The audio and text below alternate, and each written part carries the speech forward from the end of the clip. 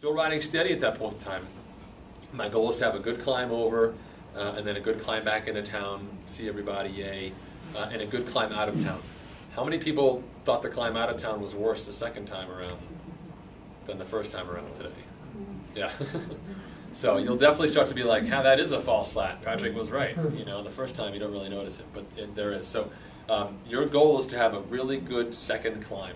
I was telling someone today, I don't know who I was telling, who I was riding with, but you'll see a lot of strong people or fit people for your age group relative to you who find plenty of reasons to stop there. Like every year I see dudes pulled over like taking a pee break.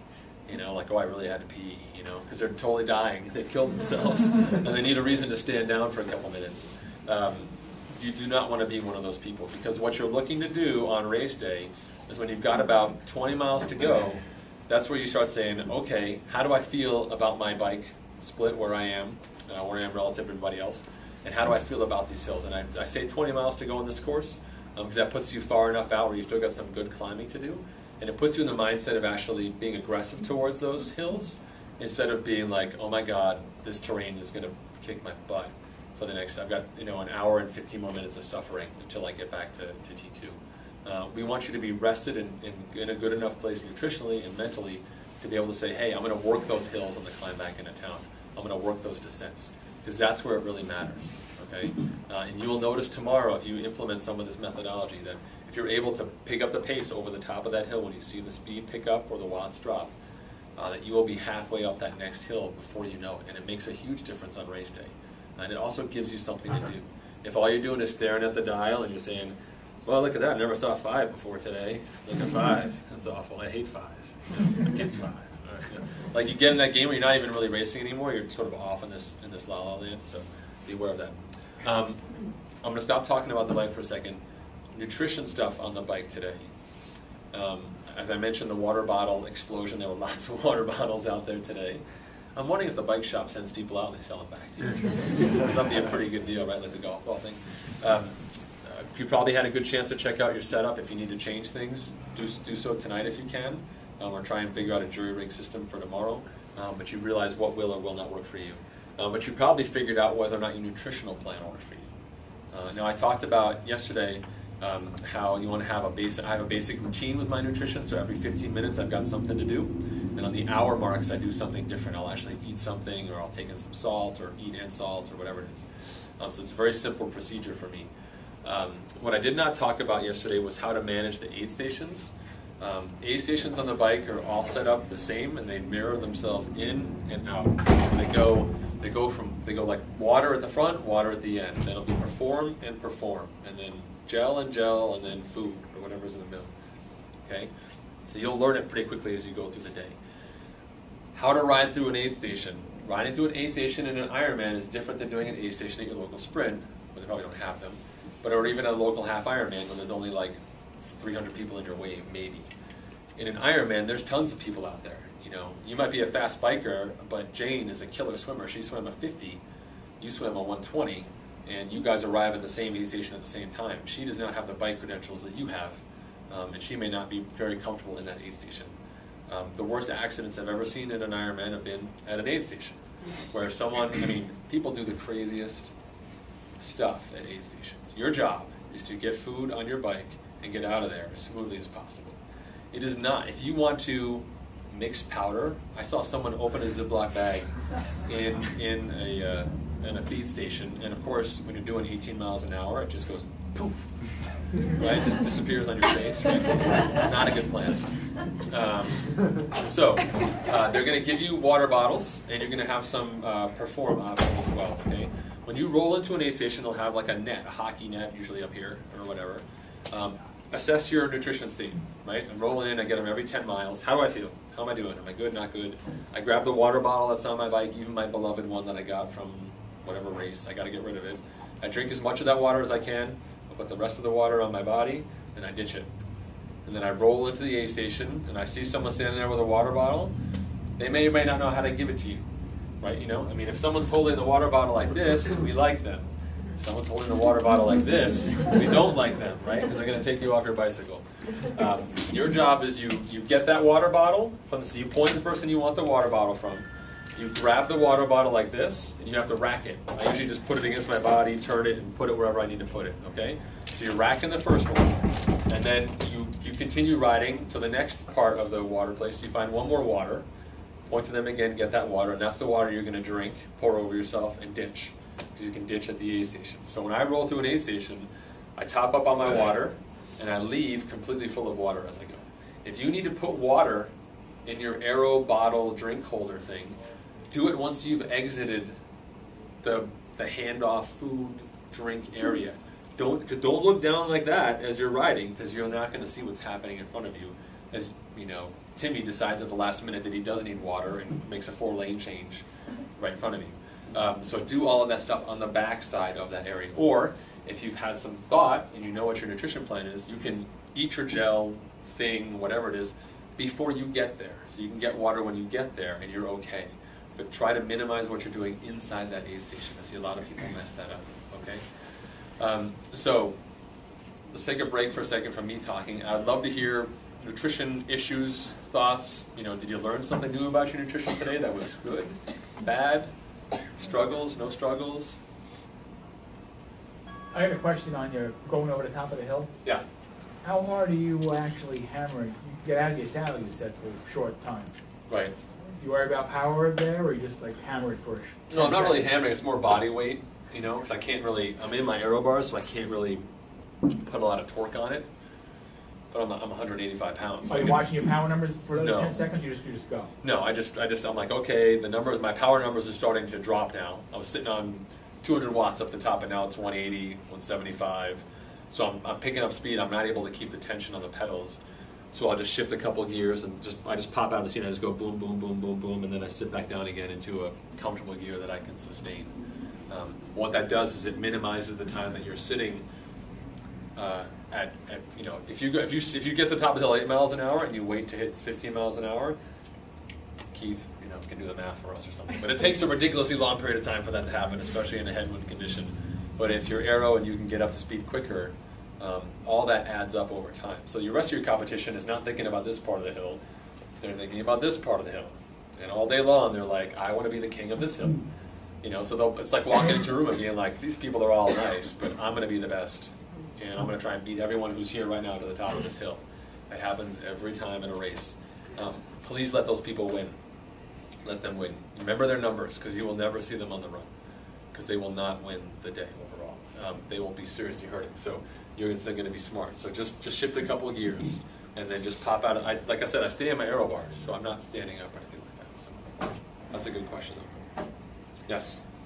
Talk about a little bit about your ball position on the descent. Are you trying to stay in the aero bars the whole time? You were late. I'm sorry, I was. You were. You have to watch the video, because I told everybody already. Okay, sorry. But I do stay in my aero bars. Absolutely. Did you say it was a bad idea to switch though from one to the other in the middle of the descent? Yes, you should make up your mind before you start. I switched a couple of times today. It was a little heavy. If I need to touch my brake, I just take one hand off the aero bar and put it on the brake. But I am not trying to sit up, because the minute you sit up, and the drag on the wind changes everything that happens around you on your bicycle. So make that decision heading into, you know, a wet day, windy day, whatever it is. I'm going to be a little more cautious. I'm going to sit here and I'm not going to readjust until I hit a flat section or whatever it is. But it's just those multiple changes. You will, believe me, on race day, you can all get together again and you'll be like, I saw this guy do this crazy thing. You know, people crash here all the time because they're just making bad decisions. It's not about the course is extremely technical on that descent. It's just they're not prepared to handle it. If you have a really windy day on the descent, would you prefer to actually be in the aero bars because you're not up as much in the wind catching you, or would you try to be up and slow yourself down? It's a good question. So windy day, aero bars, no aero bars. I prefer to stay in my aero bars because I'm in a much more solid position for me. I'm closer to my bicycle. I'm not further away, and moving further away makes it harder for me to control. I'm also in a tighter position. But when wind starts hitting the front wheel of your bicycle, it's really just moving the front, not the rear. It makes people really jumpy. And the natural response at that point in time is to grab the front of your bike because you think it's going to get away from you. But if you're on your aero bars or if you're on your hoods, it's not going to get away from you. It might push you over. So I tell people if the wind is gusting from a particular side, just line up like you're taking a turn. So, you know, if the wind's coming from the right, just have that inside leg up.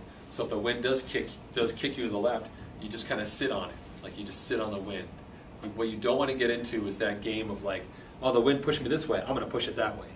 Because then you're oversteering, right? That's the classic, like, you know, watch the Chips episode where the car does like 9 360s down the road. It kicks you right, so your natural inclination is to push it back to the other side, and you don't want to fight that turn. So what I tell people is, for me, my mental reaction, I've been riding my bike for a long time and I'm pretty comfortable, is I totally exhale. When the wind takes my front wheel, I'm like, okay, that's how we're going to play today. All right, game on. I don't grab my bike at all because I'm fine where I'm going and the wind is just gusting at me. I stay as loose as I can, I stay as low as I can, and I focus on my contact points. So my foot, my ass, and my elbows on the bike like that. I stay in full contact with the bike. The minute you start moving around or shifting things like that, you just don't know when the thing is, right, you just don't know when that next gust of wind is going to come. You right? try to stabilize with your knees as well? I don't, because that generally takes then my weight's not on the pedals at all. Then I'm kind of on this sort of freaky balance thing. If your ass is firmly planted in the seat, you should be pretty good, unless you've got a jacked up bike setup that's forcing you to get a little shaky in the middle of your bike. But in general, no, I don't try and do that. That was one other thing. Sitting on the wind. Looking at everyone else in front of you. So the one luxury you have on race day is there's going to be 100 people in front of you. So if in quick order, everybody in front of you goes, whoa, guess what's going to happen in a couple seconds, right? You're going to also go that way. So pay attention to what's happening in front of you, especially on a windy day, because that really helps you out on the descent. But it's typically over before you know it. You know, I mean, if it's wet up here, it's going to be wet on the descent. If it's wet up here, it's probably dry down in Keene and everywhere else, but it will be wet on the descent. So it's something to think about as you're heading out of town. Most people they'll like rent a couple wheels, which are carbon wheels, which don't break as nicely as rubber on your nice aluminum rims. All things to think about as you're making your decision on where you want to be on race day. I don't know if anybody has problems with the front end wobbling at all. Mm-hmm. You know, I took my bike to the shop yesterday, and they told me that zip wheels can get loose the bearings in the front on both wheels, front and rear, and they have to be adjusted. And so if you notice your bike doing that, it's a good idea to have that checked pretty regularly. Okay. My bike was going like that, and I didn't know why. And so that there's a little, they'll have a little bit of play, and that can be adjusted. Oh, okay. All right, that's good to know. So I was surprised to hear you say on the descent not to put your pedals parallel, because I do that. and I don't stick my butt in the air. My butt stays on the seat, and I use my knees to keep me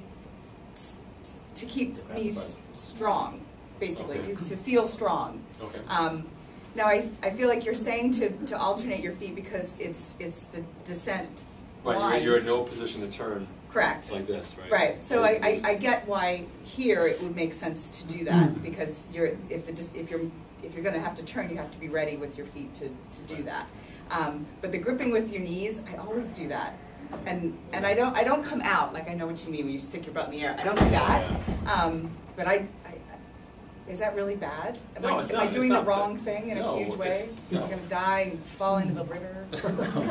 No, but I mean, next time you're going down a hill like around your neighborhood and you're riding with people and they do that thing with the top tube and the thing, just try not doing it, but getting as low as you can with your foot down and your butt in your seat, and you're just as, it's not that they're significantly faster or whatever. Okay. I mean, at the end of the day, it's about being comfortable. Right. So if that's the way that you ride your bike. The whole knee thing about keeping the, you hold the and I told my friend Denise about that trick this morning, and she was like, oh, I love this trick.